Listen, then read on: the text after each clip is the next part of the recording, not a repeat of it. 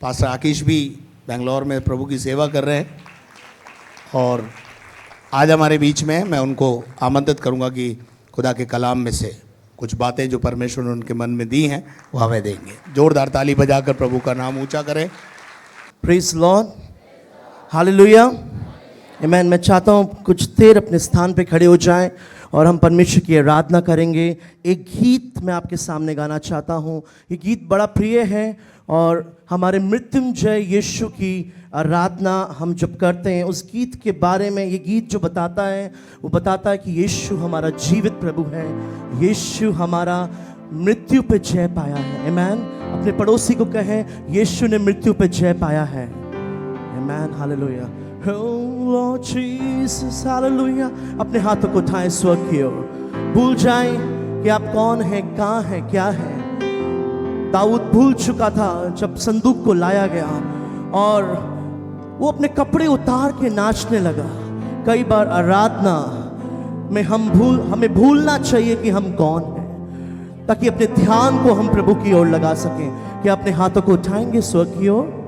होरी अंदरे बे शेतरे berry अंदरबा रिखरमा सोथरे berry अंदरे बे शतरा बारा बारा बारा यंदरे बे रिखरमा शेतरे बेरी अंदरे बे होरी अरमा शेतरे बेरी अंदरे बे रिखरमा शोथरा बारा यमरा बारी अंदरे बे रिखरमा शेतरे बेरी अंदरबा रोखरमा शेतरे बे होरी अरमा बारा बारा बारा शेतरे बे होरी खरमा बारा बारा बशतरबा रिखरमा शेतरे रोखरमा शेतरे रियंदरबा रोखरमा शेतरे। जितने लोग अन्य भाषाओं में बात कर सकते हैं प्रभु से बात करना शुरू करें अन्य भाषाओं में। रियरमा शेतरे रिखरमा शोथरबा रियंदरबे रिखरमा शेतरे।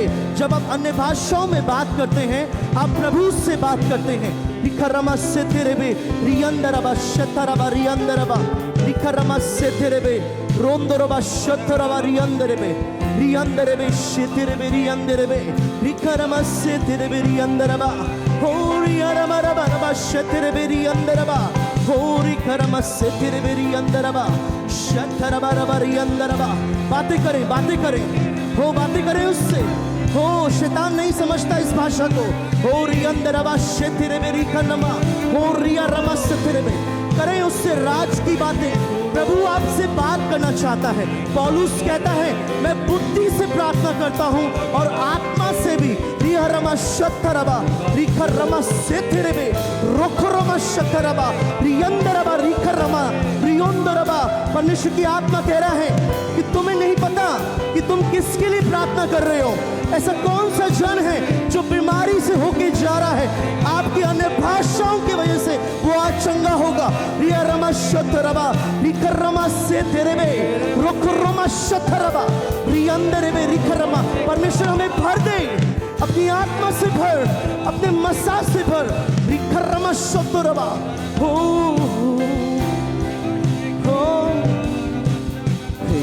जीवित परमेश्वर मैं तेरी आराधना करता हूँ। जीवन को देने वाले तेरी आराधना करता हूँ। हे जीवित परमेश्वर मैं तेरी आराधना करता हूँ। हो जीवन को देने वाले मैं तेरी आराधना कर। हाथों को उठाते हुए स्वर्ग की ओर हो। Hallelujah Hosanna hallelujah Hosanna hallelujah hallelujah Hosanna हो हालेलुया होसन्ना हो हालेलुया होसन्ना। करें उससे बातें प्रभु। जब आज वचन आए तो मुझे तू दृढ़ कर, मुझे उठा के खड़ा कर प्रभु, मुझे नया बना। हालेलुया होसन्ना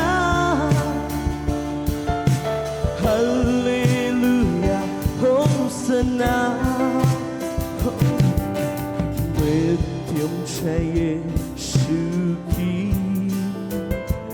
आओ आराधना हम करें, हो अधोलों पर जय पाया है,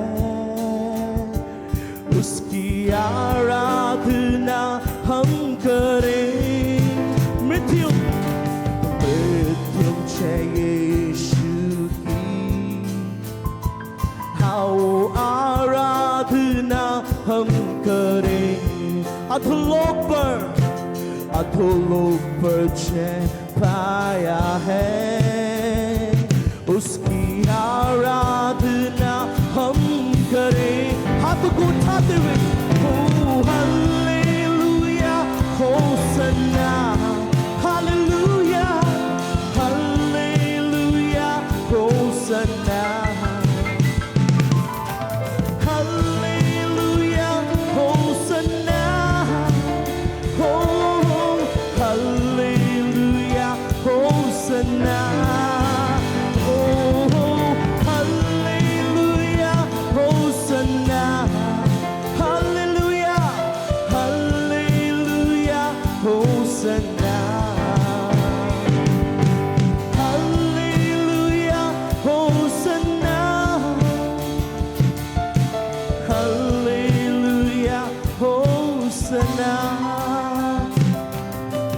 हाँ, परमेश्वर तू पवित्र है, सेनाओं का यहोवा प्रभु, तू हमारे बीच में है। हो तू विराजता है खुदा, तेरा सिंहासन हमारे बीच में लगता है। हो रिहन तेरे मेरी खुद तो रवा, तू हमसे बात कर प्रभु, हमें बदल प्रभु। तेरे इन वादों को, तेरी व्यवस्था को, तेरी बातों को हम समझ पाए। परमेश्वर हमसे बोल और बातचीत कर। पवित्र आत्मा तू बोल और बातचीत कर। पवित्र आत्मा हम तुझे आमंत्रित करते हैं। पवित्र आत्मा तू बदलता है, तू चलाता है, तू दौड़ाता है। Thank you Lord, thank you Lord. सारा आदर सारी महिमा हम तुझे देते हैं, यीशु के नाम से हम मांगते हैं, आमीन। आइए अपने स्थानों पे बैठे। परमेश्वर का वचन साफ साफ बताता है मत्ती में, जो धर्म के भूखे और प्यासे हैं वे तृप्त किए जाएंगे। आमीन। अपने पड़ोसी को कहें, मैं तृप्त किया जाऊंगा। आमीन। मैं तृप्त होने के लिए बुलाया हूं। आमीन। सो हम कुछ देर परमेश्वर के वचनों को देखेंगे। हम निकालेंगे निर्गमन 12:13। निर्गमन 12:13। और जिन घरों में तुम रहोगे उन पर वह लहू तुम्हारे लिए चिन्ह ठहरेगा, अर्थात मैं उस लहू को देखकर तुमको छोड़ जाऊंगा। मैं उस लहू को देखकर छोड़ जाऊंगा। आप समझ रहे मेरी बात को? कितने लोग समझ पा रहे हैं? मैं उस लहू को देखकर छोड़ जाऊंगा। और क्या क्या बातें लिखी हैं यहाँ पे? और क्या क्या देखेगा प्रभु? अगर इजराइलियों के जीवन पे हम गौर करें, इजराइलियों का जीवन कैसा था? कोई बताएगा? कुड़कुड़ाते थे, बोले ना मेरे पीछे, कुड़कुड़ाते थे, बुड़बुड़ाते थे, ठीक है, प्रभु के दास के विरुद्ध बोलते थे, ठीक है, ग्रुपिज्म करते थे, मूसा के खिलाफ बोलना उन्होंने छोड़ा नहीं था। ऐसे लोगों के लिए जो कि हमेशा शक करते थे, किस पे शक करते थे? अपने लीडर पे। किस पे? हेलो, अपने अगुए पे। ऐसे लोगों के लिए परमेश्वर कह रहा है, मैं तुम्हारे विश्वास को देखूंगा और छोड़ जाऊंगा। ऐसा लिखा है। क्या कहता है वहां पे? क्योंकि इजराइलियों की कंडीशन अगर आप देखेंगे, मैं आपको बताना चाहता हूं, कुछ वैसी ही कंडीशन आज भी विश्वासियों की है।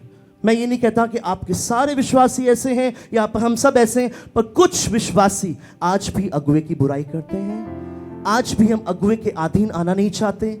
आज भी हमारे अंदर क्षमा नहीं है। आज भी हम कुड़ते हैं, जलते हैं और हम हाथ उठाते हैं और कहते हैं हम परमेश्वर से प्यार करते हैं। आज भी हम एक प्याले में से पीते हैं और भाई से जलन रखते हैं। मैं इसकी बात कर रहा हूं आपसे। यही कंडीशन थी इजराइलियों की। क्या आप मेरे संग हैं? क्या आप समझ पा रहे हैं? कई प्रकार हम ऐसी ही कंडीशन में रहते हैं। हमारे अंदर जलन है, कुड़न है। क्या कहता है? हम वापस पढ़ेंगे, आप ढंग से पढ़ें। जो क्राइटेरिया वहां दिया गया है, मैं किसको देखूंगा? विश्वास को। मैं तुम्हारे मैं ये नहीं कहता कि आपके अंदर विश्वास नहीं होना चाहिए, आपके अंदर कम विश्वास है, आपके अंदर ज़्यादा विश्वास है। मैं आपको बताना चाहता हूँ ये सब मायने नहीं रखता, यीशु का लहू मायने रखता है। यीशु का लहू मायने रखता है। कई बार हम सोचते हैं हमारे जीवन में मैं सही चल रहा हूँ, मैं सही कर रहा हूँ, मैं गिर जाता हूँ, क्या मैं सही हूँ प्रभु में?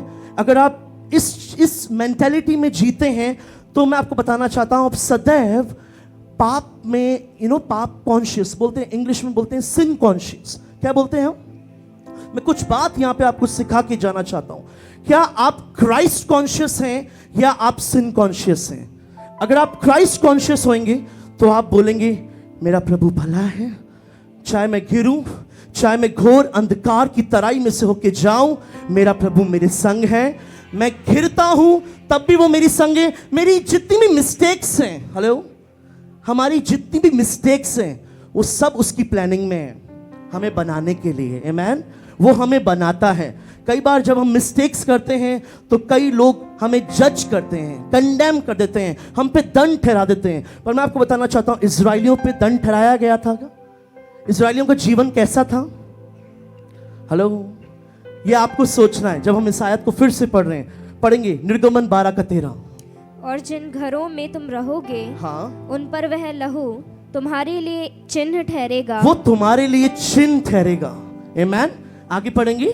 अर्थात मैं उस लहू को देखकर तुमको छोड़ जाऊंगा। हाँ। और जब मैं मिस्र देश के लोगों को मारूंगा हाँ। तब वह विपत्ति तुम पर ना पड़ेगी और तुम नष्ट ना होगे। क्या क्राइटेरिया है? मैं लहू को देखूंगा। पड़ोसी को कहें यीशु का लहू कीमती है। मेरे काम से अधिक, मेरे कार्यों से अधिक यीशु का लहू कीमती है। आमेन। अगर हम देखेंगे पुराने नियम में निर्गमन में क्या लिखा है, कौन सा लहू वहां लगाया था? मेमने के लहू को लगाया था। और उस मेमने को अगर हम टाइपिफाइड करेंगे या टाइपोलॉजी में जाएंगे या हम देखेंगे जो मेमने का लहू है नए नियम में, हमारा मेमना कौन है? आमेन। आपको सब पता है। Very good. सो जब वो जानवर का लहू उनको बचा सकता है तो यीशु का लहू कितना कीमती है। आमेन। हालेलुया। सो पुरानी वाचा के बारे में हम कुछ सीखेंगे, पर उससे पहले मैं आपको ये बताना चाहता हूं कि उस रात क्या क्या हुआ। उस रात अगर आपको बोला जाए कि आपका अगुआ है जो कि 9 मिरेकल्स कर चुका है या 9 प्लेग ला चुका है मिस्रियों पे, और हर एक जो वो कहा, टिड्डियों का, मेंढकों का, हर बात को जब उसने कहा वो सब पूरा हुआ। यस और नो? जब ये आखिरी बात आनी थी, इमेजिन करें पास्टर राजेंद्र आपको बोले कि आपके घर में आपको लहू को लगाना है, आपके दरवाजों पे लहू को लगाना है, और अगर आप नहीं लगाएंगे तो सारे पैलोठे मारे जाएंगे। मैं अगुए की बात कर रहा हूं। मूसा ने जब ये ऐलान किया तो एक इजरायली दूसरे इजरायली से क्या बोलता होगा? सोचा है आपने कभी? सोचा है कभी आपने? अरे ऐसा हो सकता है क्या? कितना लहू लगाना है? अगर उसने देखा नहीं तो क्या होगा? क्या हालत होगी उस दिन? उस इमेज को हम लगा सकते हैं, राइट?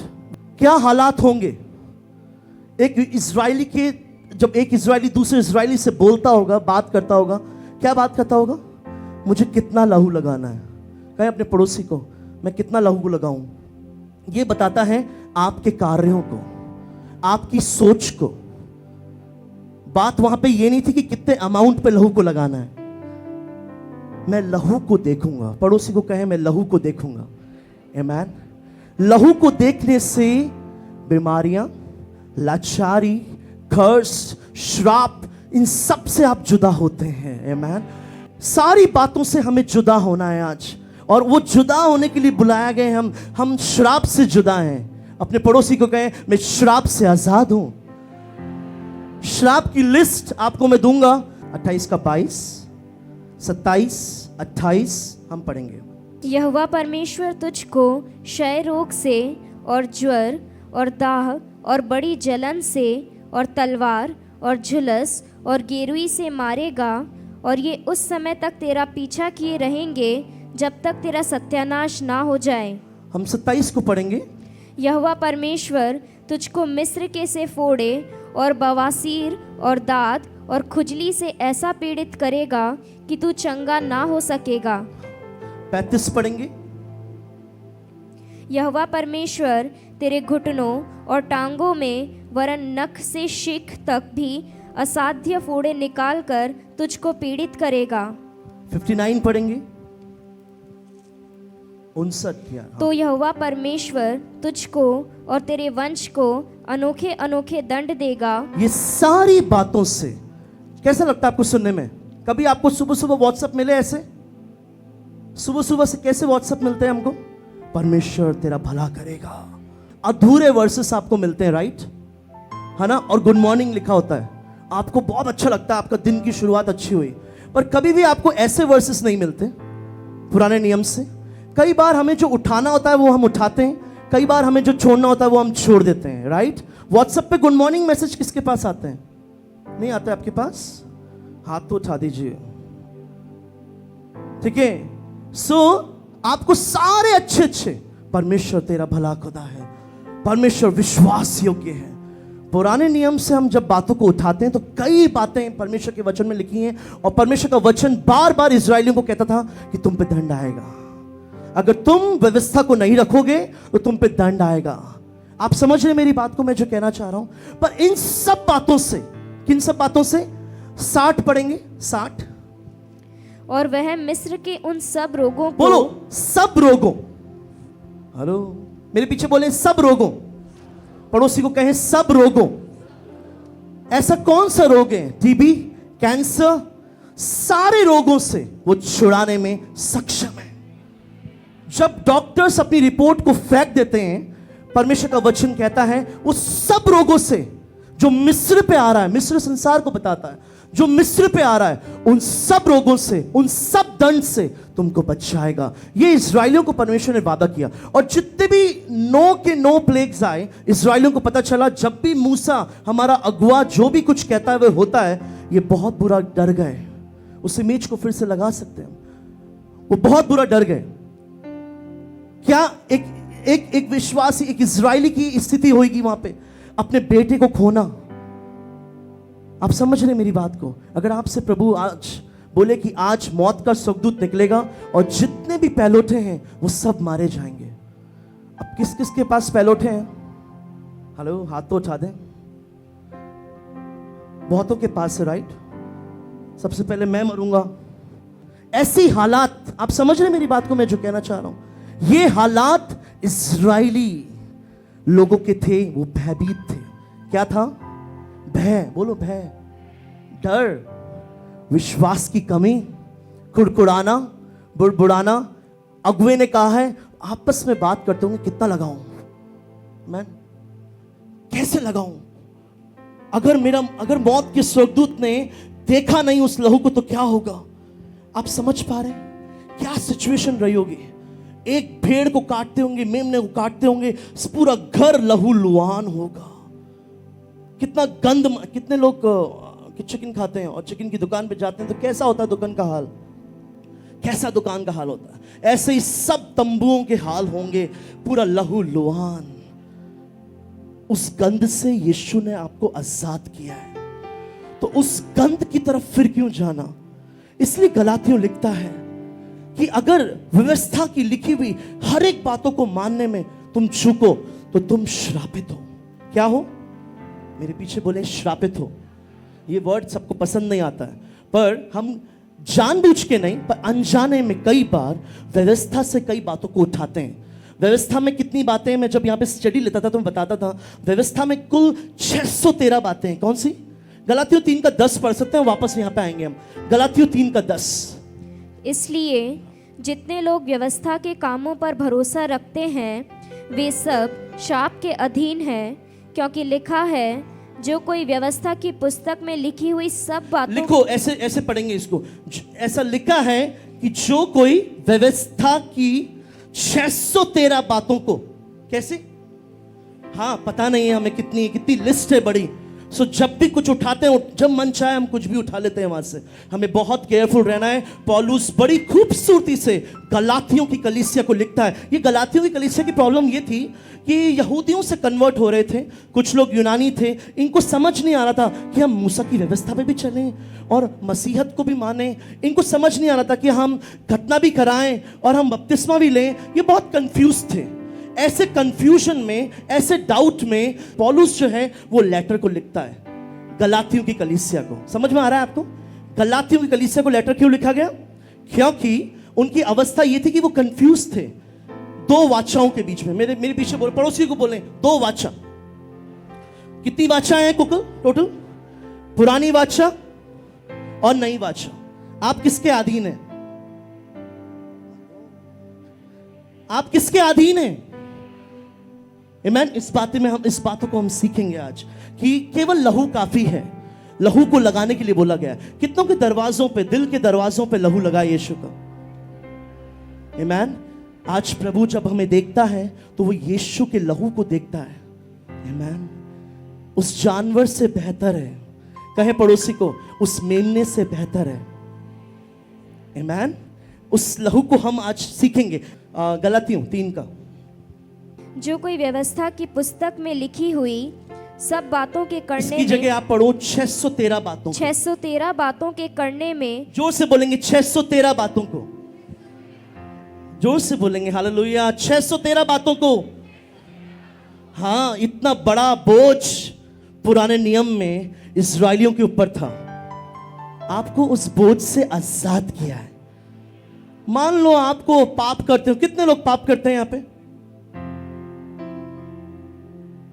नहीं करते। मुझसे तो हो जाते हैं गलती से। आपसे होते हैं क्या गलती से?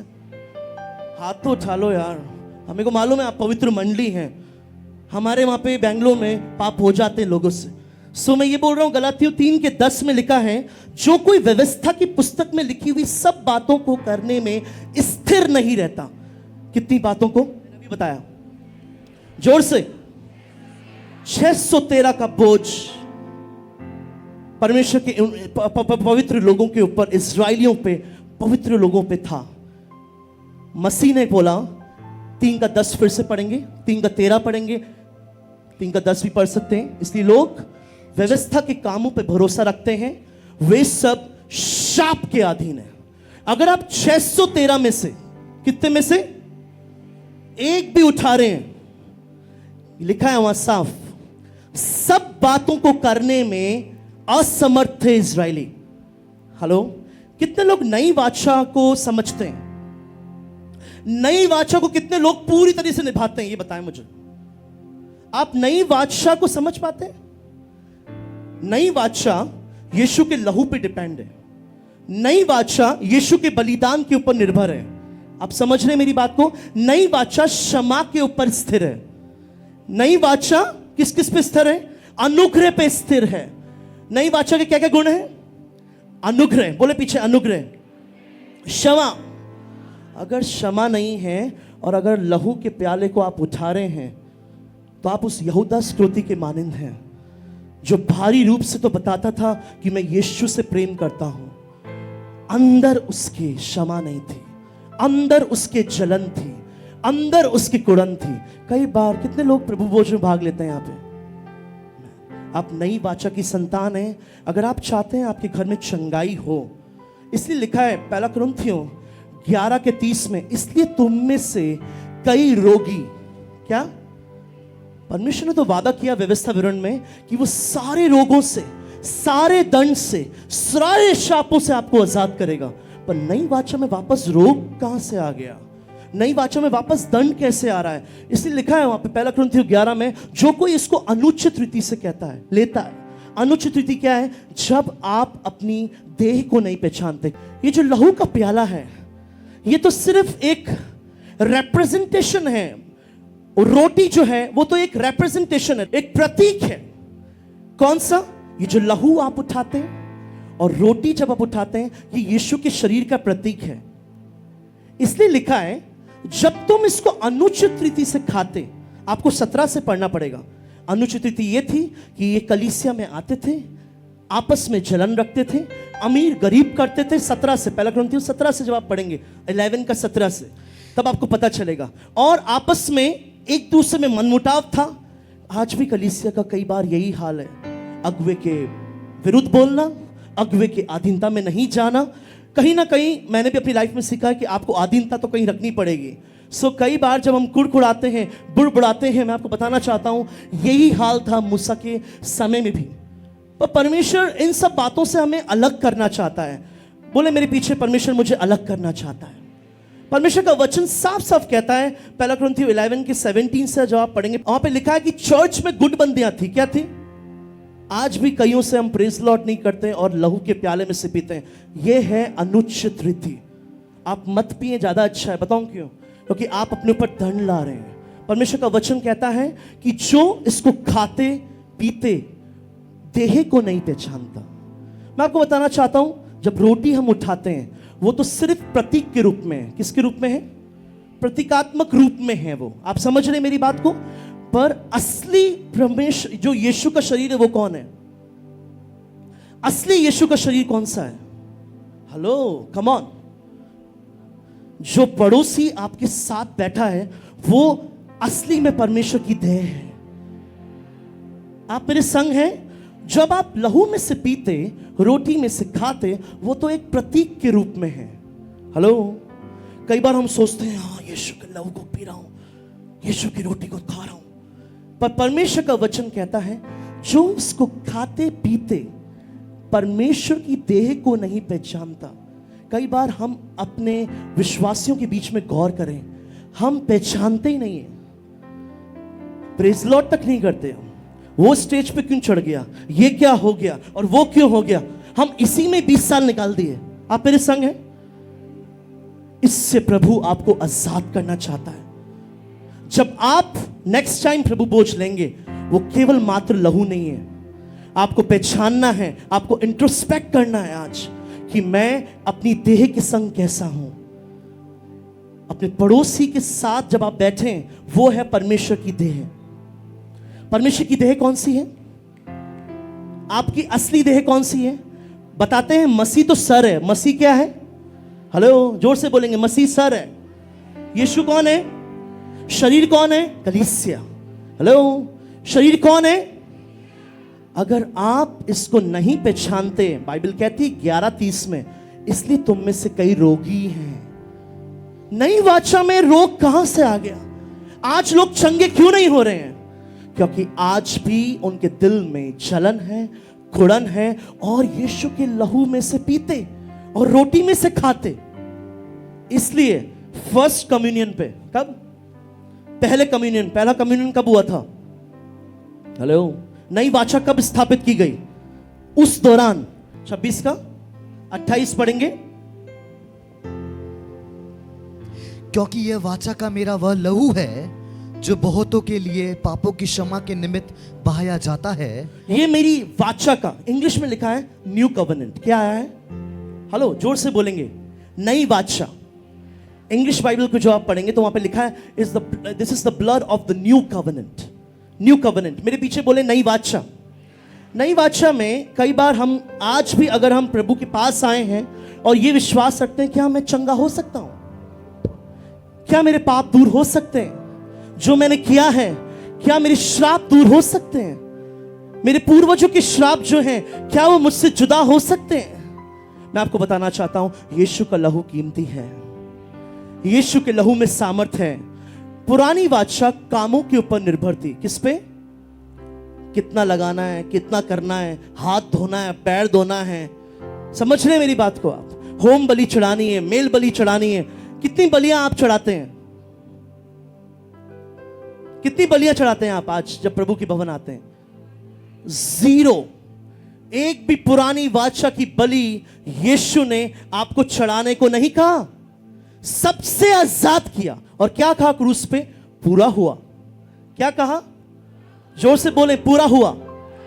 जब पूरा हो गया है तो वापस उस गंध की तरफ क्यों जाना जो आपके घर को गंदा करती है? आपको लहू चढ़ाना पड़ता था, आपको मेमनों को काटना पड़ता था। जो पुरानी बादशाह है, आज मैं उसके बारे में थोड़ा बताना चाहता हूं। कई बार हम शक करते हैं इजरायलियों की तरह कि क्या वास्तव में लहू छुड़ा सकता है? क्या मेरा बेटा बच जाएगा? क्या सचमुच ऐसा हो सकता है कि मुझे सुरक्षा मिलेगी? क्योंकि मूसा जो कहता है वो तो होता है। नो प्लेग्स जब आए वो पूरे के पूरे वहां पे घटे, पर बाइबल बताती है कि एक भी इजरायलियों पे नहीं आया। पर फिर भी इजरायली भयभीत थे, मिस्री भयभीत थे। क्या आप मेरे संग हैं? पर मैं आपको बताना चाहता हूं, यीशु के लहू बहुत कीमती है, बहुत कीमती है। और ये बहुत जरूरी है कि हम इस बात को समझें कि यीशु का लहू ही है जो केवल छुटकारा दे सकता है। और एक चीज बता दें जो छुटकारा दे सकती है आपको, आपका चर्च आना। आप जब चर्च आते हैं तो आप खुदा को खुश करने नहीं आते। मैं आपको बताना चाहता हूं वो आपसे खुश है। ये करना बंद करें कि मुझे खुश करना है। क्या मेरी जो छोटी बेटी है सारा 6 साल की, वो मुझे खुश करती है या मैं उससे खुश हूं? अरे बोलो ना भाई, क्यों खुश हूं? वो मेरी बेटी है। आमीन। आप कौन है? दास, दासी, नौकर? पड़ोसी को कहे मैं बेटा हूं, बेटी हूं। आप कीमती लोग हैं, आप प्रेशियस हैं। आमीन। आप नई वाचा की संतान हैं। आप समझ रहे मेरी बात को? आज आप समझ पा रहे हैं पुरानी वाचा और नई वाचा में क्या फर्क है? और भी बहुत सारी बातें हैं जो आपके सामने मैं रखने जा रहा हूं। इस बात को हमें समझना है, जब हम प्रभु के भवन आते हैं तो हम रिस्पॉन्ड करने आते हैं। किस बात का रिस्पॉन्ड? 2000 साल पहले जो यीशु ने किया, मैं हाथ उठा के धन्यवाद देता हूं उसका।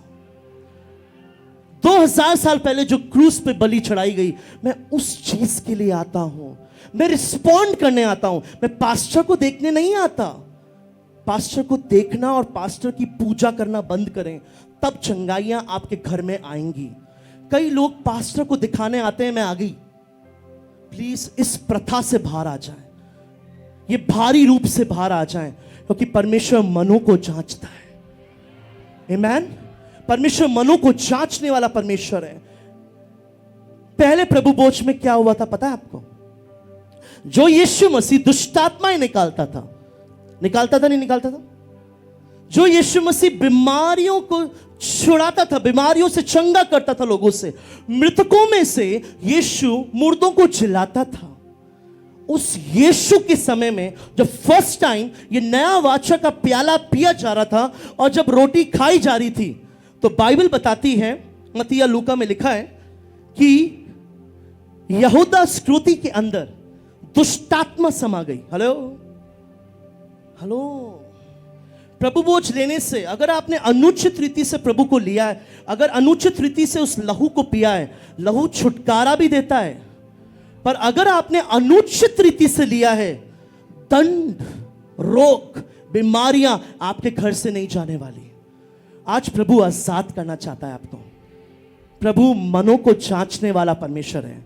भारी रूप से आप दिखा सकते हैं आपके पास्टर को, मैं आया हूं ना, मैं आई हूं ना, पर परमेश्वर मनों को देख रहा है। वो दास आपके लिए प्रार्थना करता होगा दिन और रात, पर वो दास सोचता होगा उत्तर क्यों नहीं आ रहा है? उत्तर इसलिए नहीं आ रहा है बिकॉज हर हफ्ते, हर महीने, हमारे वहां हर हफ्ते होता है, हर महीने पहले हफ्ते को जब आप आते हैं तो उसको अनुचित रीति से लेते हैं।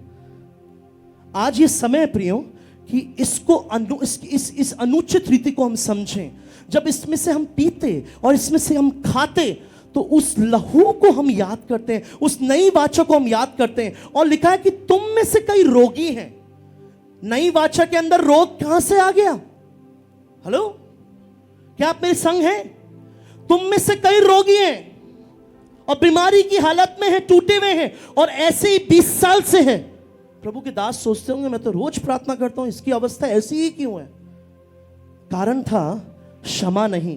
हेलो, नई वाचा में क्षमा है। हेलो, नई वाचा में कोई और कार्य नहीं है, होम बलि, मेल बलि। नई वाचा में क्षमा है। कहें अपने पड़ोसी को क्षमा।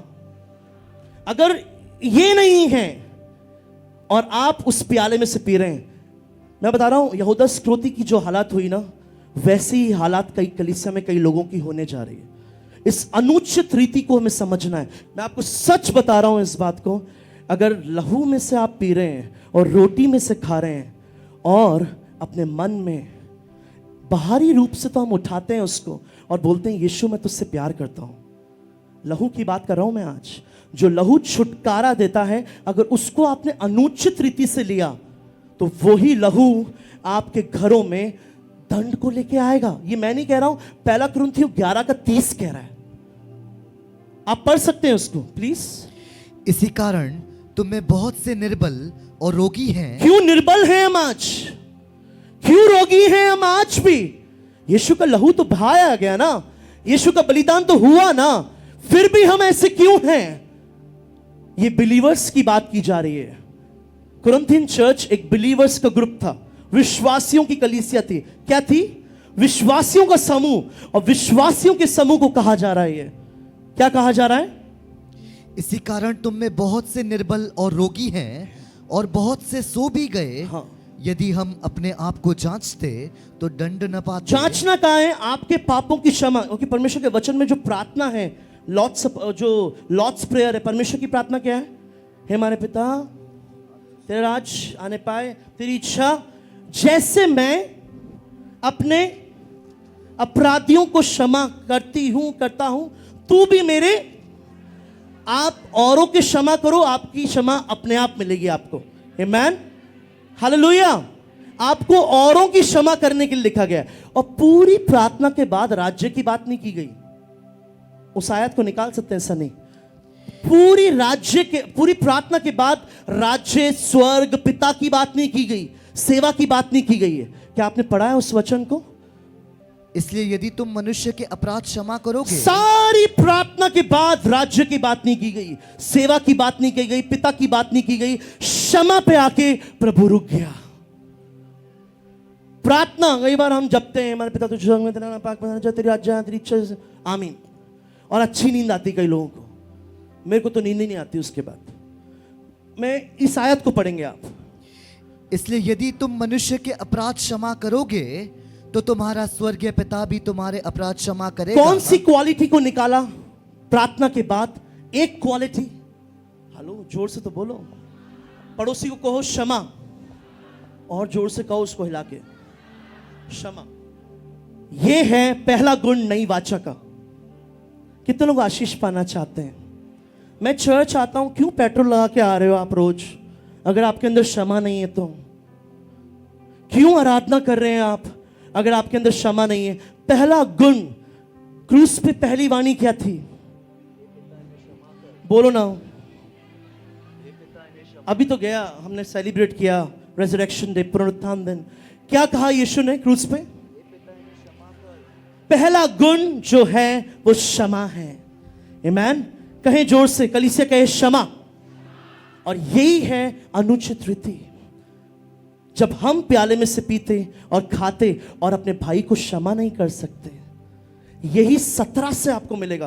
पहला कुरिन्थियों 11 आपका होमवर्क है। पहला कुरिन्थियों 11:17 से जब आप पढ़ेंगे तो आपको पता चलेगा चर्च में कितनी गुटबंदियां थी, चर्च में कितनी ग्रुपिज्म थे, चर्च में कितने बुरे हालात थे।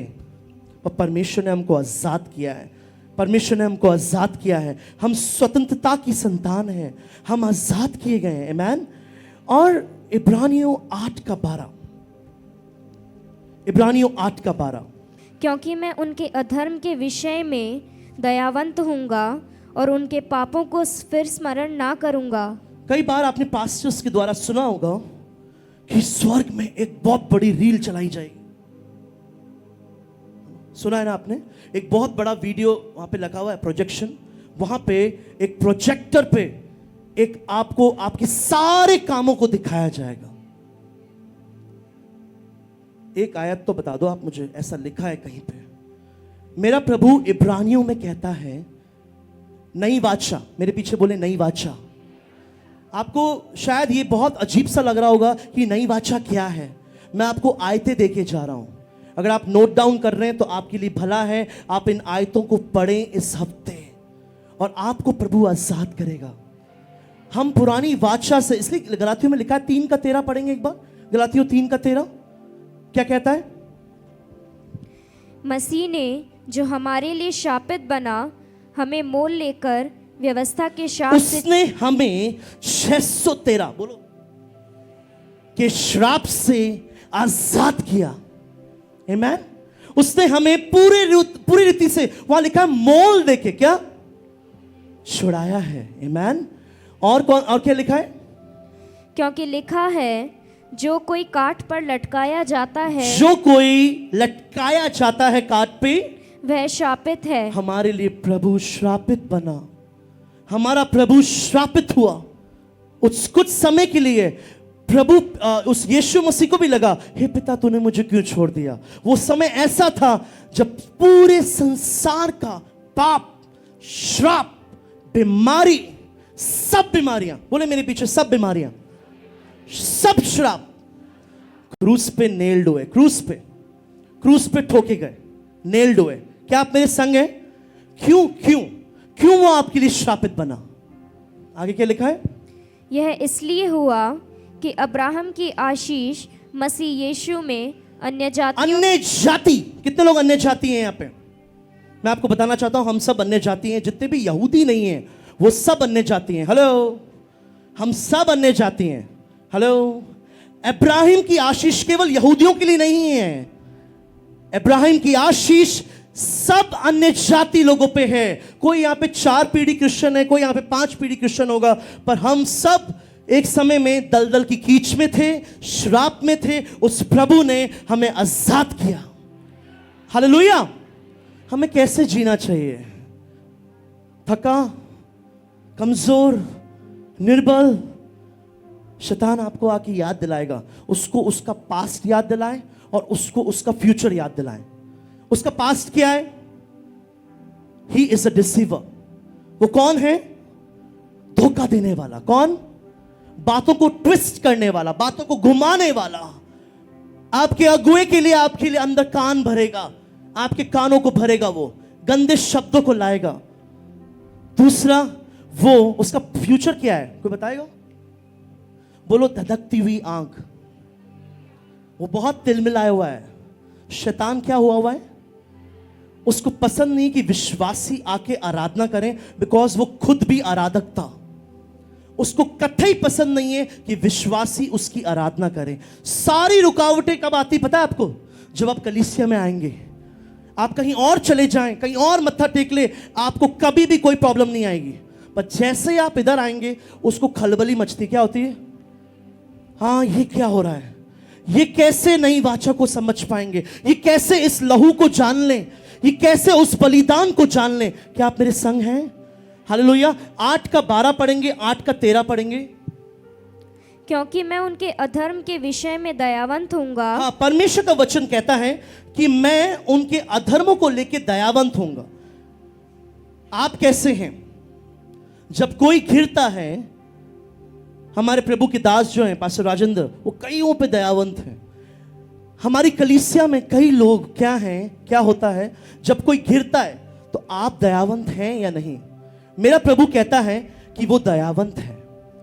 धर्मों को लेके, धर्म की बातों को लेके, पवित्रता को लेके।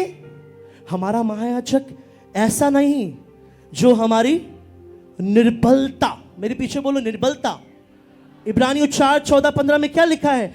क्योंकि हमारा महायाजक, हेलो पढ़ेंगे उसको। इसलिए जब हमारा ऐसा बड़ा महायाजक है जो स्वर्गों से होकर गया है, हाँ। अर्थात परमेश्वर 15 का, पढ़ेंगे।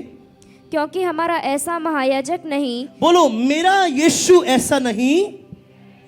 पड़ोसी को कहे, मेरा यीशु ऐसा नहीं। हाँ, जो हमारी निर्बलताओं में हमारे साथ दुखी ना हो सके। कहाँ लिखा है? लिखा है कि धर्म की बातों में, पवित्रता पे क्या लिखा है? यीशु क्यों आया? ताकि निर्बलों को बलवान बनाए। ये चर्च एक ऑपरेशन थिएटर है। क्या है? जहां पे निर्बलों का इलाज किया जाता है। अगर आपको महसूस करते हैं आप कि मैं निर्बल हूं, मैं अभी भी कमजोर हूं, मैं अभी भी बलवान नहीं हूं, अगर आपको यह महसूस होता है, कलीसिया में रोज आए। परमेश्वर की ये कलीसिया के द्वार खुले हैं, रोज आए। आमीन। निर्बलता से बल की तरफ बढ़ते जाएंगे आप। हर बीमारी आपके घर से जाती रहेगी। ये आपके लिए वादा है प्रभु का। और परमेश्वर का वचन कहता है साफ साफ, मेरा महायाजक ऐसा नहीं जो मेरी निर्बलता, बोलो पीछे जोर से बोलो ना, मेरी निर्बलता। जब आप निर्बल हो किसको पुकारना है आपको? बोलो ना, महायाजक को। आपके महायाजक ने बलिदान ही इसलिए दिया है ताकि आपकी निर्बलता को दूर कर सके। आमीन। अगर आप अपने आप को बलवान नहीं समझते, अगर आप सोचते हैं कि मैं लायक नहीं हूं, वो आपको लायक बनाने आया है। आमीन। अगर आप सोचते हैं मैं क्वालिफाइड नहीं हूं, परमेश्वर का वचन कहता है, नई वाचा कहती है कि वो आपको क्वालिफाइड होने के लिए बुला रहा है। आप समझ रहे हैं मेरी बात को? क्वालिफाइड को क्या बोलते हैं? लायक।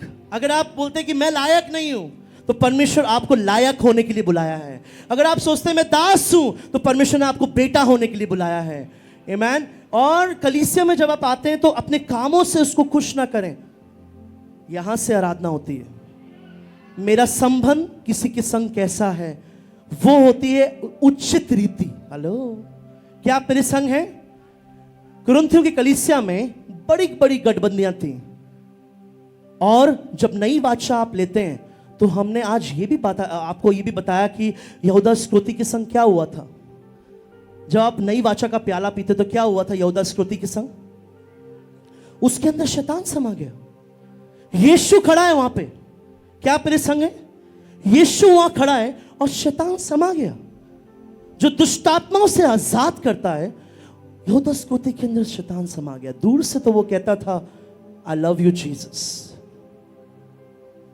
But I hate you inside. दूर से तो हम कहते हैं, भारी रूप से हम कहते हैं कि मैं फलाने से प्यार करता हूं, भारी रूप से। अंदर, this is the real worship. अंदर क्या है आपके? इसलिए लिखा है कि तुम जब इसको अनुचित रीति से खाते, इसलिए आपको बैकग्राउंड पढ़ना बहुत जरूरी है।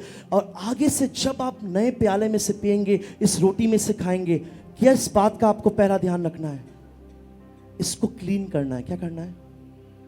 बोलो, मुझे शुद्ध करना है इसको। अपने आप के पाप तो क्षमा हो जाएंगे, कब होंगे? जब हम औरों के करेंगे। हेलो, जब हम औरों को छुटकारा देंगे। यीशु ने हमें छुटकारा दिया है या नहीं दिया है? तो हम दूसरों को बंधन में क्यों रख रहे हैं? उनको भी छुटकारा देना। आमीन। उनको भी रिलीज करे ना। पहला गुण है क्षमा।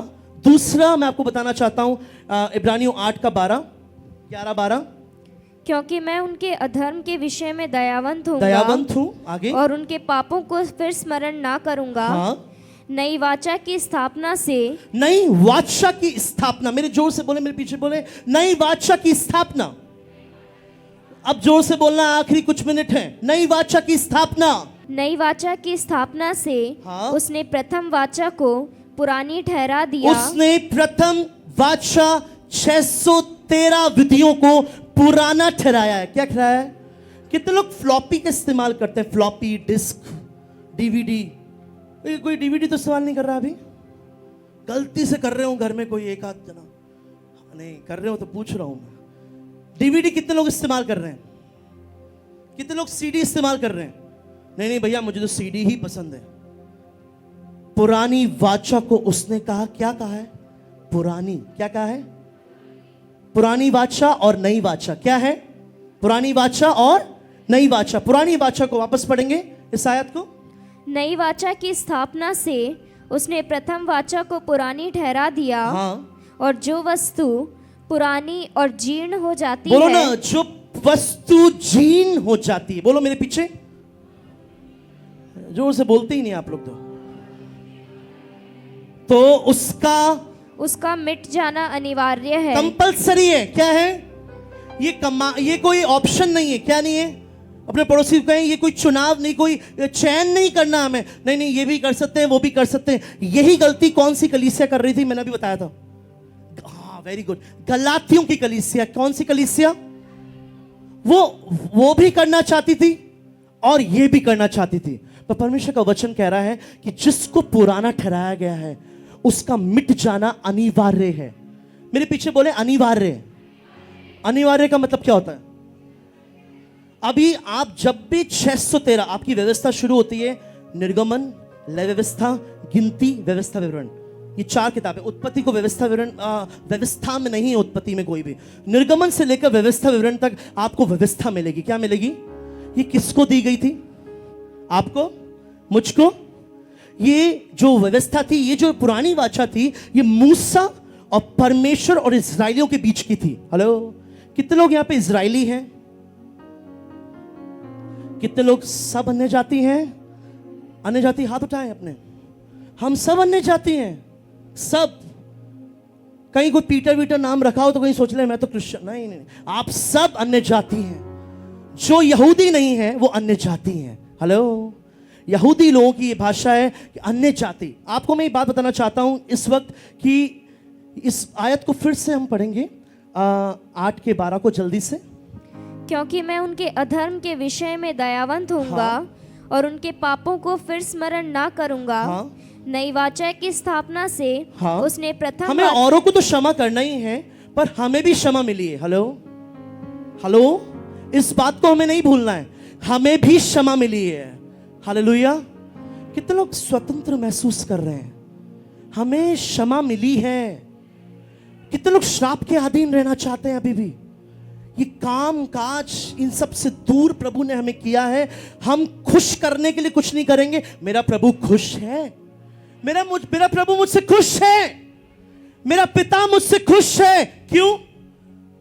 बेटे के कारण, आपके काम के कारण नहीं। यशायाह कहता है तुम्हारे धर्म के काम मैले, और हम अपने कामों से जब उसको खुश करने का प्रयास करते हैं तो आज आप 10 दिन तक कर लेंगे, 6 महीना कर लेंगे, पर आप ऊब जाएंगे। क्या हो जाएंगे? जोर से बोले ना।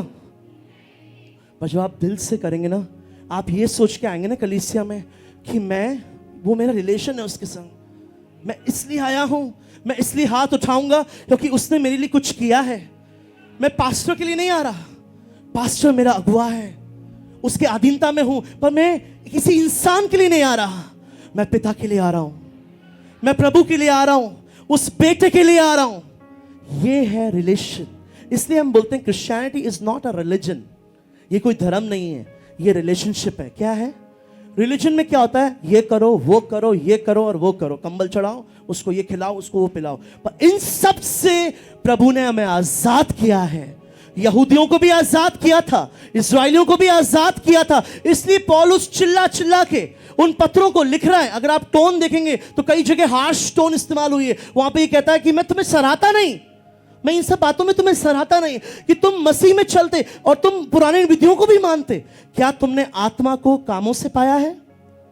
हेलो, यीशु कब मरा आपके लिए? जब आप धर्मी थे। हेलो, यीशु कब मरा आपके लिए? अपनी अवस्था को समझना जरूरी है कि मैं उद्धार नहीं कर रहा, मेरे प्रभु ने उद्धार किया है, यीशु ने उद्धार किया है। सारा क्रेडिट उसको दो ना। आप क्यों लेना चाहते सारा क्रेडिट? सारा क्रेडिट का अधिकार किसको है? किसको महिमा देनी चाहिए हमें? तो आप अपने पे थोड़ी सी महिमा क्यों लेना चाहते कि मैं कर रहा हूं कुछ? हेलो, मैं कुछ भी नहीं कर रहा, मेरा प्रभु सब कर रहा है मेरे लिए। उसका अनुग्रह मुझे चला रहा है। आमेन। उसका अनुग्रह में मैं जीवित हूं। आमेन। उसका अनुग्रह मेरे परिवार को चला रहा है, उसका अनुग्रह मेरे बिजनेस को चला रहा है। उसका किसको महिमा मिल रही है? इन सब बातों में किसको महिमा मिल रही है? उसका अनुग्रह मेरी मैरिज को चला रहा है, उसका अनुग्रह मेरे परिवार को चला रहा है, उसका अनुग्रह मेरे बिजनेस को बढ़ा रहा है। ये उसका अनुग्रह है। क्षमा, मेरे पीछे बोले क्षमा। पहला गुण क्या है नई वाचा का? केवल क्षमा आपकी नहीं, आपको भी करनी है क्षमा। दूसरा है आपका अनुग्रह। बोले, उसके अनुग्रह ने मुझे आजाद किया है। आमेन। श्राप में कौन लेके गया था? व्यवस्था। अगर व्यवस्था श्राप को लाई थी तो अनुग्रह ने आजाद किया है। अनुग्रह का नाम क्या है? वो कौन है अनुग्रह? बोलो ना, यीशु। वो हाइपर यीशु नहीं है, वो कम यीशु नहीं है, वो यीशु है। यीशु है जो अनुग्रह देता है। आप मेरे संग हैं? हालेलुया। कितने लोग बात को समझ पा रहे हैं? और हम इसको थोड़ा सा और पढ़ेंगे जल्दी से। रोमियो 5 का 20, 21, 5 का 18। व्यवस्था बीच में आ गई कि बोलो ना, व्यवस्था बीच में आ गई है। हेलो, आपको दिख रहा है? यहाँ पे पढ़ सकते हैं, जोर से बोलेंगे, व्यवस्था बीच में आ गई। हाँ, आगे पढ़ेंगे। कि अपराध बहुत हो, हाँ परंतु जहाँ पाप बहुत हुआ, हाँ, वहाँ अनुग्रह उससे भी मैं कहीं ये नहीं कहता कि आप पाप करो, अनुग्रह बहुत है, मजे करो, मैं आपको ये नहीं कह रहा। पौलुस भी वहां क्लियर करता है, पर अनुग्रह एक ऐसी चीज है जिसका हमें गलत फायदा नहीं उठाना है। हेलो, क्या आप मेरे संग हैं? अनुग्रह का कई विश्वासी गलत उठाते हैं फायदा, और कई चर्चेस इसलिए गलत कल्ट में भी चले गए हैं, जिसको हम बोलते हैं हाइपर ग्रेस एंड ऑल। पर मैं आपको बताना चाहता हूं, अनुग्रह इसलिए दिया गया है, जब आप निर्बल पड़ते हैं, क्या होते हैं, जब आपसे अनजाने में कुछ होता है, हेलो, तब अनुग्रह काम आता है। हालेलुया, तब अनुग्रह काम आता है। जब आप पास नहीं कर पाता एक बच्चा एग्जाम, तो क्या होता है? Grace marks. बोलो, ग्रेस मार्क्स होते नहीं होते? मेरी सारी रिपोर्ट में ग्रेस पास बाय ग्रेस। सिर्फ जब मैं थियोलॉजी गया तो वहां पे A+A था। पता नहीं क्यों ऐसा था। हिंदी मीडियम में पढ़ा, 12th के बाद जब मैं बाइबल कॉलेज गया तो सारे सब कुछ इंग्लिश में था, वहां पे A+, उससे नीचे बात नहीं होती थी। बट 10th 12th में पता नहीं क्या हो गया था। हर चीज में पास बाय ग्रेस। मेरा जीवन अनुग्रह से चल रहा है। आपका जीवन कैसे चल रहा है? कौन अनुग्रह कर रहा है आप पे? पता है, आपका कलीसिया में आना भी अनुग्रह है। बिना उसके अनुग्रह के आप नहीं आ सकते। ये उन पे अनुग्रह हुआ है, चुने हुए लोगों पे, जो कि कलीसिया में आके बैठ सकते हैं। ये उसकी दया है, नहीं तो आप नहीं बैठ सकते, आप ऊब जाएंगे। आपको लगेगा जब आप इंसानों के लिए करेंगे ना, आप बर्नट आउट हो जाएंगे। आप प्रभु के लिए करना शुरू करें आज से। इंसानों को दिखाने के लिए मत करें, आप अच्छे नहीं रह पाएंगे। आप 6 महीने के बाद ऊब जाएंगे, आप कलीसिया से ऊब के चले जाएंगे। क्यों कलीसिया से लोग छोड़ते हैं कलीसिया को? द रीजन ये, आप सिर्फ इंसान के लिए कर रहे थे, आपको प्रभु के लिए करना चाहिए। आमेन, आपको प्रभु के लिए करना चाहिए। हालेलुया। कितने लोग प्रभु के लिए करेंगे? आमेन। व्यवस्था बीच में आ गई। फिर कि जैसा पाप ने 5:18 पढ़ेंगे जल्दी। इसलिए जैसा एक अपराध सब मनुष्यों के लिए दंड की आज्ञा का बोलो, कारण हुआ। दंड की आज्ञा का कारण हुआ। जो आपकी व्यवस्था थी वो दंड की, एक पाप। कौन सा? पता है पाप क्या था पुराने नियम में? हेलो, पुराने नियम में पाप ये था कि 613 में से कोई भी चूकते थे तो वो दंड की आज्ञा आती थी, उन पे दंड आता था। क्या आता था? हेलो, अभी क्या है? कितने लोग किसमें चूक रहे हैं? कितने लोग चूकते हैं नई वाचा में? नहीं चूकते आप लोग। भाई मैं तो चूकता हूं, आप लोग नहीं चूकते। आप सारी वाचा को मानते हैं, नई वाचा की।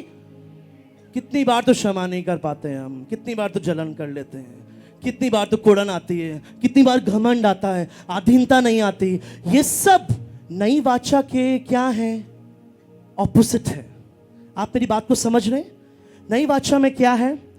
नई वाचा में हमें समझना है कि परमेश्वर ने क्या किया है। पढ़ेंगे उस आयत को जल्दी से।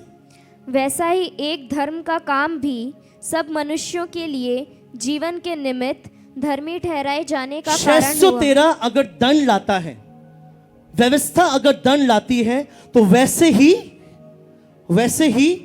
एक धर्म का काम सब मनुष्य के लिए जीवन। एक धर्म का काम कौन सा हुआ था पता है आपको? बाइबल में लिखा है एक ही धर्म का काम हुआ है। हेलो, जोर से बोलो, मेरे पीछे बोलो। कई बार हम सोचते हैं मैं धर्म का काम कर रहा हूं। टाइट डालना धर्म का काम नहीं है। आप टाइट इसलिए डालें कि पास्टर खुश हो जाएगा, प्रभु खुश हो जाएगा। प्लीज, नियमों को मानना है, व्यवस्था पे चलना है, सब ठीक है, पर हमें ये समझना है कि इन सब बातों से हम ये इसलिए नहीं कर रहे हैं हम प्रभु को खुश कर रहे हैं। खुश करने का प्रयास बंद करो। ये प्रयास जो मसीह लोग करते हैं ना आजकल, ये बताता है कि हम सारा जो एफर्ट प्रभु ने लगाया ना क्रूस पे, उसको भूल चुके हैं। अपने से आप जो करने का प्रयास करते हैं, कितने लोगों ने अपने से उद्धार पाया है? अरे मैंने पाया है उद्धार, मैं कलीसिया जाती थी, मेरा जीवन बदला, मैं दान डालती थी, मैं हाथ उठाती थी। ये सब मैं है। प्रभु कहां है इसमें? इसमें प्रभु कहां रहा? इसमें प्रभु के अनुग्रह की बात कहां हुई? इसमें प्रभु के बलिदान की बात कहां हुई? अंत के दिनों में लोग स्वाभिमान बोलते ना, घमंडी, स्वाभिमान और अपने पे बोस्ट करेंगे। पर क्रूस का नामो निशान, मसीह का नामो निशान मिटता जाएगा। अंत के दिनों में लोग एंटाई क्राइस्ट होंगे। क्या होंगे? मसीह विरोधी होंगे। मसीह विरोधी कैसे होते हैं पता है आपको? जब सारा क्रेडिट आप ले जाते हो और मसीह को एक भी क्रेडिट नहीं देते। अगर आपका बिजनेस चल रहा है तो मेरे मसीह के कारण है। मेरा बच्चा अगर पास हुआ है तो वो उसके काम से नहीं, मेरे मसीह का अनुग्रह उस पर है। मैं अगर बीमारियों से चंगाई हो रही हूं तो वो उसका अनुग्रह है, मेरे कामों से नहीं। आमेन। क्या आप महसूस कर रहे हैं परमेश्वर की स्वतंत्रता को? Amen. You have to walk in freedom. आपको स्वतंत्रता में चलना है। आप स्वतंत्र होने के लिए बुलाए गए हैं। बंधनों में क्यों जा रहे हैं? फिर से परमेश्वर ने आपको आजाद किया है। अतः अब जो मसीह यीशु में है, हाँ। उन पर दंड की आज्ञा बोलो नहीं। मेरे पीछे, दंड किसको बताता है? व्यवस्था का एक काम चूकता था ना। अगर 613 में से आपने एक किया और की पीछे कितना छूट गया? 612। ये हालात थी इजरायलियों की। इतना सब हमें करना है क्या? इतना बोझ लेके हम चल रहे हैं क्या? प्रभु ने सारे बोझ से हमें आजाद किया है। हम स्वतंत्र हैं। आमेन। हमें सब चीजों से आजाद कर दिया है उसने। आके हाथ उठाओ, आराधना करो। पास्टर के लिए नहीं, प्रभु के लिए, पिता के लिए। वो होता है रिलेशनशिप।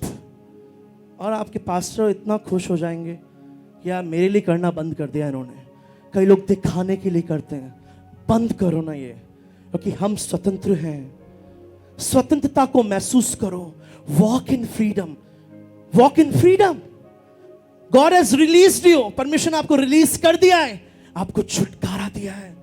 आपको छुड़ाया है।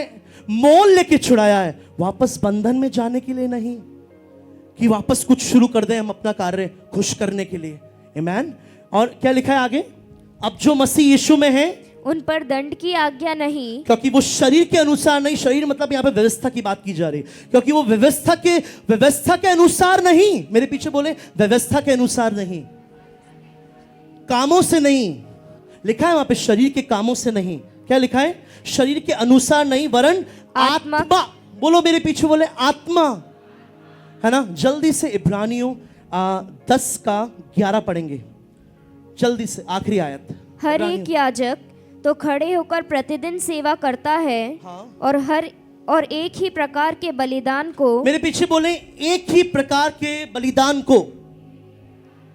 हेलो, एक ही प्रकार के बलिदान। बोलो हाँ, आगे। जो पापों को कभी भी दूर नहीं कर सकते। पापों को कभी भी दूर नहीं कर सकता था व्यवस्था। बताऊं कारण क्या था? वो चूकते थे बार बार। क्या करते थे? तो प्रॉब्लम पुरानी व्यवस्था में नहीं थी, प्रॉब्लम इजरायलियों में थी कि वो चूकते थे। क्या होता था उनके साथ गलती? आज कितने लोग चूकते हैं? अरे हाथ तो उठाओ, आप तो यीशु मसीह बन गए सब। कितने लोग चूकते हैं? तो चूकने से क्या हो रहा है? हम पे दंड आ रहा है। क्यों नहीं आ रहा? ये जानना है हमें। ये जानना है हमें क्यों नहीं आ रहा। मैं ये नहीं बोल रहा हूं कि चूको मजे करो, पर क्या कारण है कि हम पे दंड नहीं आ रहा है आज? बोलो ना, अनुग्रह की संतान हूं मैं।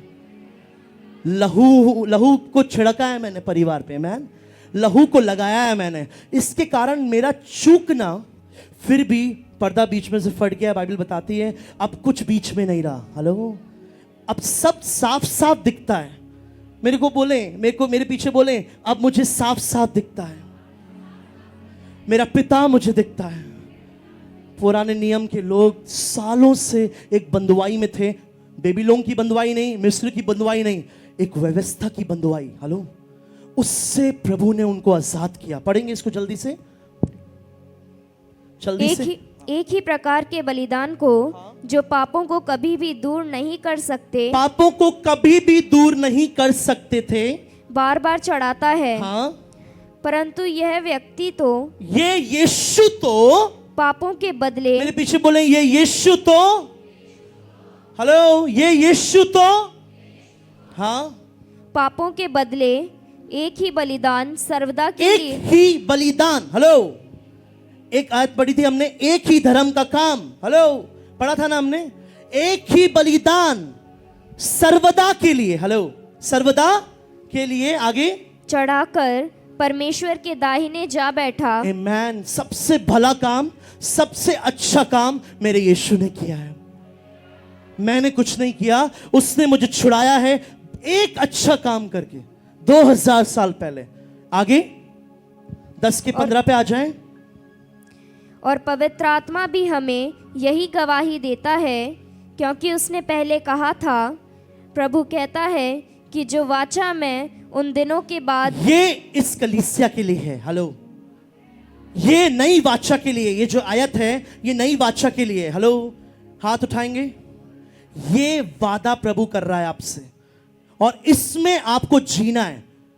हेलो, इसमें आपको जीना सीखना है और शैतान का आपके संग कोई नाता नहीं रहेगा। पता है परमेश्वर का वचन पहला यूहन्ना में बताता है, पहला यूहन्ना में कहता है साफ साफ कि अगर तुम बच्चों तुम पाप मत करो। पहला यूहन्ना 2 पढ़ रहा हूं मैं।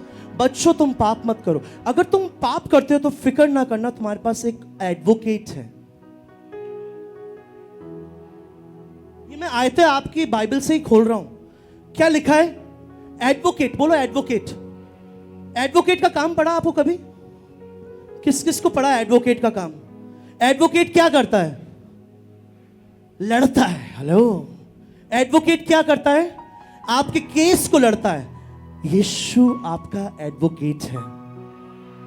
आपने उसको खरीदा है, उसने आपको खरीदा है, आपने उसको आजमाया है अपने जीवन में और वो आपका केस लड़ेगा।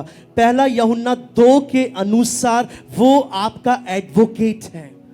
हेलो, जो पिता से लड़ाई लड़ता है आपके लिए, उसका लहू लड़ता है आज भी। जब आप गिरते हैं उसका लहू आपको उठाता है। आमीन। जब आप गिरते हैं उसका लहू आपको दौड़ाता है। उसका लहू कीमती है। आमीन। पढ़ेंगे इस आयत को जल्दी से।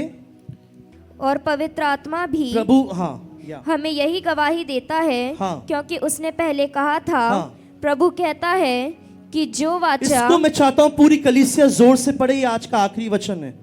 ये बहन पढ़ेंगी, आप रिपीट करना उसको, ठीक है? पढ़ेंगी बहन। प्रभु कहता है कि जो वाचा मैं उन दिनों के बाद उनसे बांधूंगा वह यह है। बोलो ना, वह यह है। यह आपके लिए है, ये कलीसिया के लिए है। किसके लिए लिखा गया है? उन दिनों के बाद, यानी कि उस बलिदान के बाद, उन इजराइलियों के बाद मैं नई वाचा अपनी कलीसिया से बांधने जा रहा हूं। वो क्या है सुनेंगे? कि मैं अपने नियमों को उनके हृदय पर लिखूंगा। मैं व्यवस्था को ही उनके हृदय में डाल दूंगा। हेलो, आप मेरे संग हैं? आज पूरी व्यवस्था और पूरे नियमों को प्रभु ने आपके हृदय पर लिख दिया है। इसलिए परमेश्वर का वचन कहता है मत्ती 5 में, जब तू भेंट चढ़ाने आए और तेरे मन में, हेलो, कहां पे तुझे याद आए तो अपनी भेंट को चढ़ा ले। ऐसा लिखा है। This is the covenant. New covenant क्या है? क्षमा पे आधारित है। आपकी आराधना, हाथ उठाना, चंदा डालना, टाइट डालना, सब कूड़ा करकट है अगर आपके अंदर क्षमा नहीं है। आप मेरे संग, आपने आमीन भी नहीं बोला। मैं सच बोल रहा हूं, आपका लहू में से पीना सब बेकार है अगर आपने उसको अनुचित रीति से लिया है।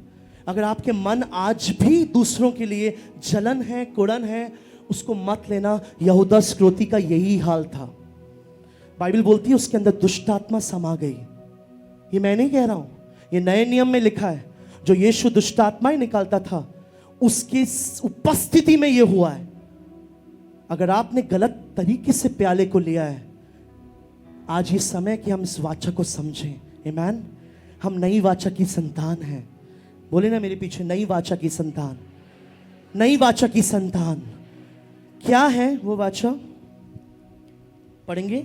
मैं अपने नियमों को उनके हृदय पर लिखूंगा और मैं उनके विवेक में डालूंगा। आपके विवेक में जब भी कुछ आए ऐसा कि शायद मेरा भाई, सारा मैटर करता relationship. I am telling you, सब चीजें किस पे आधारित हैं? Hello, relationship. बोलो ना, रिलेशनशिप। आपका एक से दूसरे से क्या आपका कैसा आपका व्यवहार है एक से दूसरे के साथ? पूरी आराधना वही है। आराधना हाथ हिलाने से नहीं होती, ऐसा वाला, मैं सच बोल रहा हूं, जिसको बुरा लगे लगे। अगर आपके अंदर क्षमा नहीं है, क्षमा तो लाओ ना यार। आप किसकी संतान है? आप यीशु की संतान है। अगर आपके अंदर यही फर्स्ट क्वालिटी नहीं है, अगर आप अभी भी जलते हैं कुड़ते हैं, कैसे काम चलेगा? कैसे कलीसिया आगे बढ़ेगी? आमीन। मेरा प्रभु क्या कहता है आगे? मैं कॉन्शियस उनके विवेक में लिखूंगा। क्या लिखूंगा? क्या लिखूंगा? सारे नियमों को। कितने नियमों को? सारे नियमों को मैं उनके दिल पे लिखूंगा। इसलिए मन इंपॉर्टेंट है। मन संपूर्णता का प्रतीक है। हेलो, मन क्या है? इसलिए कहा है मेरे मन प्रभु को धन्य क्या है। तू अपने पिता को संपूर्ण मन से, क्यों लिखा है मन के बारे में इतना? अपने मन की चौकसी कर। क्यों लिखा है मन के बारे में इतना? क्योंकि परमेश्वर गहराई से देखता है कि आपके अंदर क्या है। आगे पढ़ेंगे इसको, लास्ट। फिर वह यह कहता है, हाँ, जोर से, मैं उनके पापों को हाँ, और उनके अधर्म के कामों को हाँ, फिर कभी स्मरण ना करूंगा। मेरा प्रभु कह रहा है गॉड हैज फॉरगॉटन। परमेश्वर ने अपने बेटे को बलिदान देके ये कहा कि मैं उनके पापों को स्मरण नहीं रखूंगा। अगर आप ऐसे विश्वासी हैं जो एक दूसरे के पापों को अभी भी याद रखते हैं, तो आप कॉन्ट्रडिक्ट हैं परमेश्वर के वचन से। आज भी कॉन्ट्रडिक्ट मतलब क्या है? हम आज भी परमेश्वर के विरुद्ध बात कर रहे हैं। परमेश्वर का वचन कह रहा है कि मैं स्मरण नहीं रखूंगा। हेलो, क्या आपके अगुए ने आपकी क्षमा की है? जोर से तो बोलो, नहीं किए तो मत बोलो, किए तो बोलो। तो आप उनसे सीख लें। जब उन्होंने आपकी क्षमा की है तो वो क्वालिटी आपके अंदर भी आनी चाहिए कि आप औरों को क्षमा करें। आमीन। नीति वचन कहता है कि हम दुश्मन पे अंगारे रखते हैं। कैसे रखते हैं दुश्मन पे अंगारे? उसको क्षमा करके नहीं, उसको खिला के, उसको पिला के। जिसने आपके साथ बुरा किया है उसके साथ बुरा करना है। ये नई वाचा नहीं कहती। ये नई वाचा नहीं कहती। आप 20 साल से आए, 22 साल से आए, आपका जीवन वही रहेगा, वैसा ही रहेगा, क्योंकि आपने नई वाचा के गुणों को नहीं समझा है। नई वाचा का गुण क्षमा पे आधारित है, आपके ऊपर आधारित नहीं है। नई वाचा का जो गुण है वो लहू पे आधारित है, आपके ऊपर नहीं है। नई वाचा बलिदान पे आधारित है, आपके ऊपर नहीं है। सारा क्रेडिट किसको है? इसको पूरा करेंगे जल्दी से। और जब इनकी क्षमा हो गई है, हाँ, तो फिर पाप का बलिदान नहीं रहा। अब इनकी क्षमा हो चुकी है और पाप का बलिदान नहीं रहा।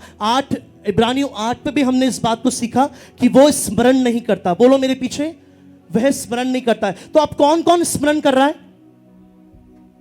कौन है जो आपको स्मरण कराता है? शैतान और हम खुद। बोलो बोलो जोर से। कौन याद करते हैं? कौन गिल्टी आती है ना, हाँ मैं नहीं करा। आप सब छोड़ो। ये दो बातें आप यहां रखना, इब्रानियों 8 और इब्रानियों 10। वहां पे लिखा है कि वो अधर्म के कामों को स्मरण नहीं रखता। तो अब आपको कैसे आना है भवन में? गिल्ट से आना है? कैसे आना है आपको? गिल्ट, कंडेमनेशन से आना है, दंड की आज्ञा को लेके आना है। कलीसिया में कैसे आएंगे हम?